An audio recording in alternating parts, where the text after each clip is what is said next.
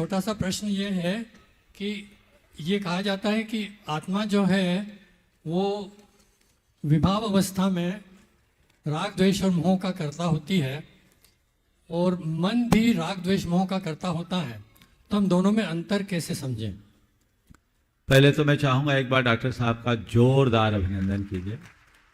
ये आपके इंदौर नगर के ही हैं, लेकिन मुझे जानकारी थी, मेरे मानस में ये बात थी कि यूके में, लेकिन ये भी अमेरिका के फिनिक्स में रहते हैं और वहाँ रह कर के भी इन्होंने अपने और अपने पूरे परिवार में धार्मिकता का जो प्रवाह कायम रखा है वो बहुत अभिनंदनीय है।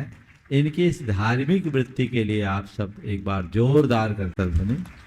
वहाँ के सीनियर मोस्ट डॉक्टर होने के उपरांत भी जिस तरह इन्होंने अपनी चर्या बना रखी है, और आप इनके सवाल से ही समझते हैं कि वे नियमित स्वाध्यायशील हैं, आप समझ सकते हैं। और ये बात अपने गांठ में बांध लें कि मनुष्य के मन में निष्ठा हो तो देश काल की सीमाएं कहीं बाधक नहीं बनती।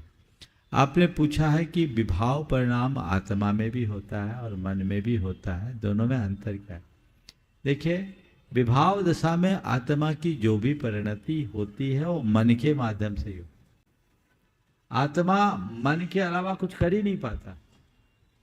अतीन्द्रियता तो है ही नहीं, क्योंकि अतीन्द्रिय ज्ञान नहीं है। इंद्रिय से ज्ञान है, इंद्रिय के साथ जी रहा है, इसलिए वो मन का आलम्बन लेता है। अतः जो भी वैभाविक परिणतियां हैं उसे मन से संबद्ध मानना चाहिए।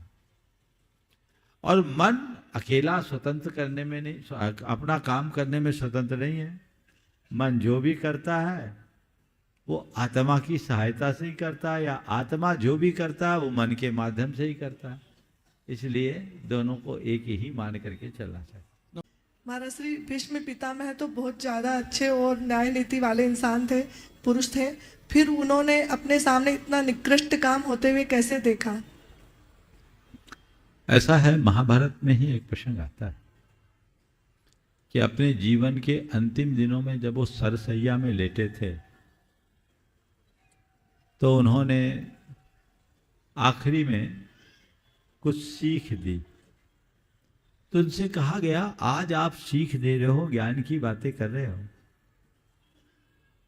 जब भरी सभा में मेरा चीर हरण किया गया था तब आप कहां थे? भीष्म पितामह ने जो उत्तर दिया उसमें ही आपके सवाल का उत्तर है। उन्होंने कहा, देख, उस समय मेरे शरीर में जो खून था वो अन्याय से उपार्जित धन का था।